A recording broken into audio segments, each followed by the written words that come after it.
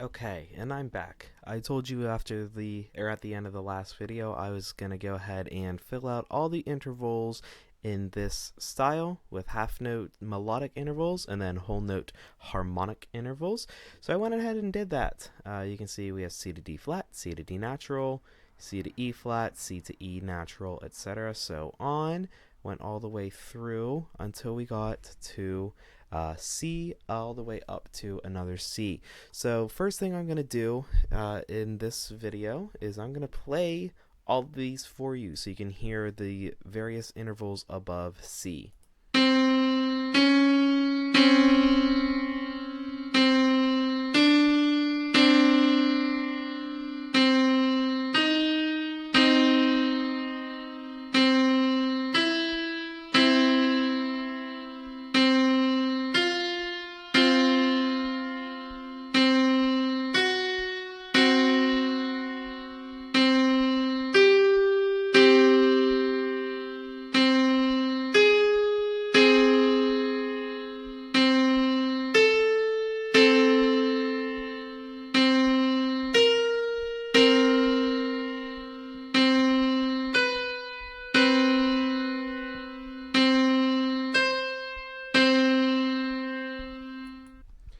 So that's just a quick rundown so you could hear everything. Now let's talk about what we actually see here. So before we left, again, I told you that we started out with a minor second here from this C to this D flat. If we look at this smushed togetherness of them, we have these two notes, the closest two notes that you can have. Well, just as close as any two notes can be, I should say. C and the very next note above it. That is a minor second. And then we expand that a little bit. When we come here, we see C to D, and we skip that black note. This is a slightly larger step. That's a major second. So what we're going to do is we're actually going to go up to the text tab and use the annotation tool. And I'm just going to go above each one of the groupings of the notes smushed together and mark what those intervals actually are. So we started out with a minor second. Remember, we like to use a lowercase m for minor and the number 2 for second. So the very first thing we have in this whole note is a minor second. We skip to the next one. Again, we can see that it's two different notes highlighted, and up in this box we are going to label this one. Oh, I'm sorry, I don't know what I just did there.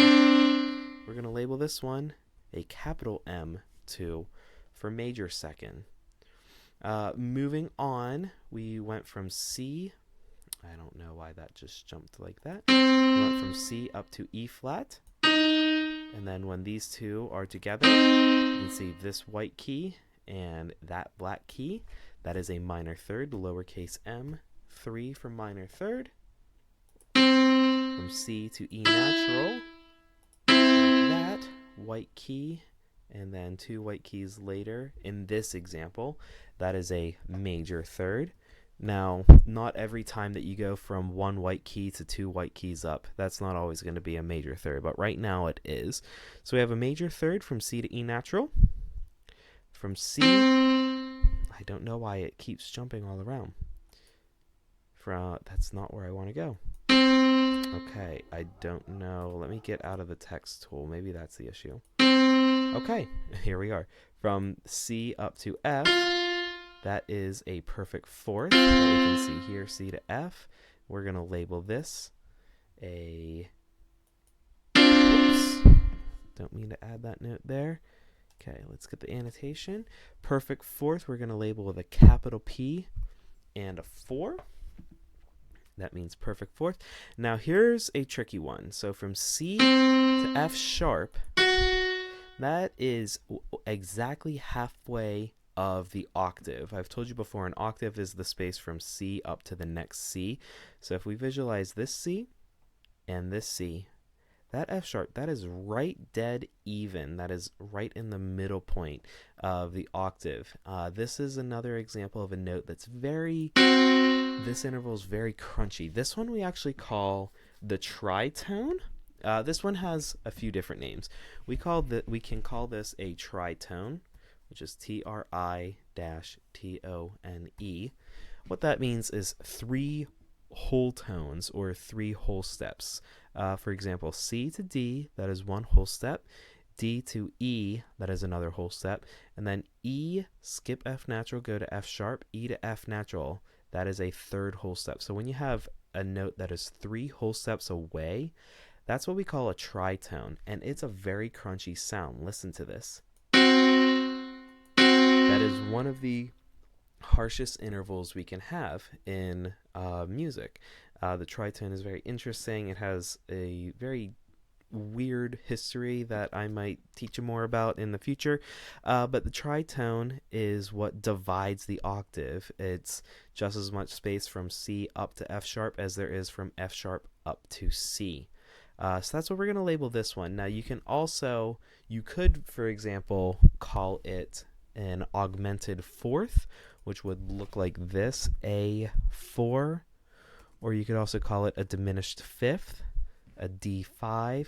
The reason it would be an augmented fourth is because C to F is a perfect fourth, and to get even bigger, that's augmented, C to F sharp. And then also C to G, we've talked about before, is a perfect fifth, and just smaller than that would be a diminished fifth. But again, we're just going to call this a tritone. So we have the tritone there. Moving on, I just told you this one, C. Again, it is jumping all over the place. C up to G, and together sounds like that. Whoops, I'm sorry about that. This is what we call a perfect fifth. So just like the perfect fourth, we're going to do capital P, this time with a 5. From C up to A flat, that's the next step up. C up to A flat, that's what we call a minor sixth, lowercase m6. Oh my, I should expect this by now. C up to A natural, slightly larger loop. You can see here, C up to A, that is a major sixth, though capital M6. Let me get out of annotation tool this time. C up to B flat. And together they look like this, sound like this. That is a minor seventh, lowercase m7. And then two more. We have C. I just said that I should expect this by now. I'm sorry, everybody. From C up to B natural. And together, that is what we call a major seventh. And then finally, we have C up to C, and together they sound like this. It's one of the most pure sounds you can have in music, is that, which is called the octave, which is spelled like this. This is how you spell out the word octave. But there's other ways to mark this. An octave is also known as a perfect eighth, a capital P 8. So I actually don't care how you mark the octave. For right now, I'll just leave it in the word form like I did with the tritone. So one more time, now that we can see, I am sorry everyone, thank you for bearing with me. Now that we can see all of these intervals that we have, I'm going to play this one more time.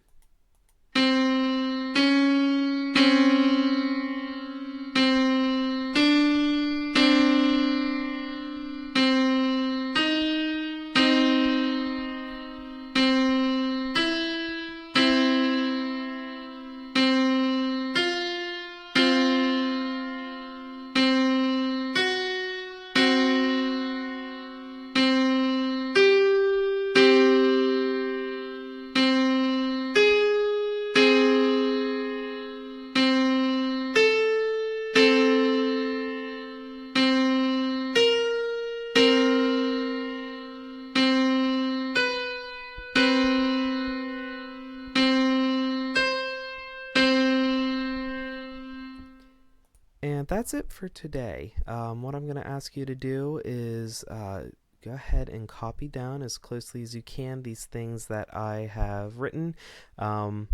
Oh wow, I just realized that I totally misspelled tritone. It's not a trirone.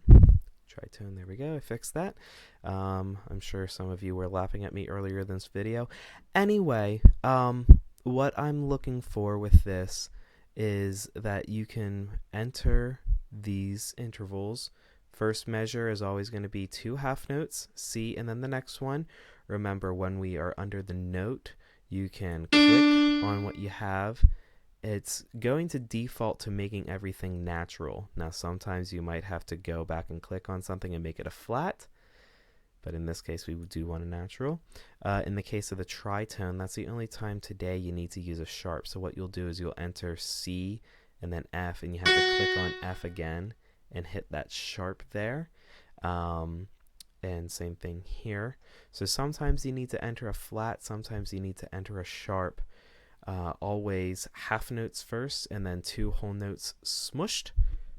If this is a little too confusing, I'd be happy to make another video or talk with you individually about how to get this a little quicker, a little better. So let me know if this is tough or if this is taking too long or if you're just confused about anything.